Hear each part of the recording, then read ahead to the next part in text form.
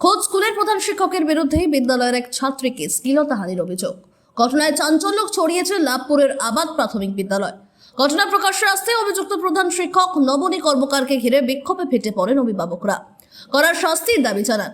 শুধু তাই নয়, মারধর করা হয় বলেও অভিযোগ। খবর পেয়ে ঘটনাস্থলে ছুটে আসে স্থানীয় লাভপুর থানার পুলিশ। কোনো রকমে উত্তেজিত জনতার হাত থেকে অভিযুক্তকে উদ্ধার করে নিয়ে যাওয়া হয়।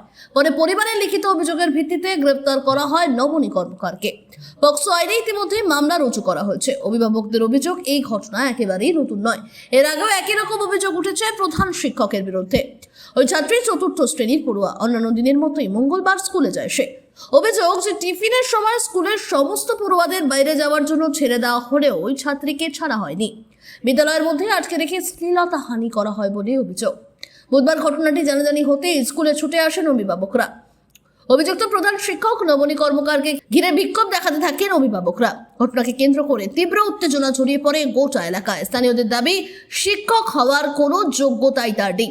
নজিরবিহীন শাস্তির দাবি জানিয়েছে পরিবার। শুধু তাই নয়, চাকরি থেকে যাতে বরখাস্ত করা হয় সেই আবেদনও জানান স্থানীয় মানুষজন।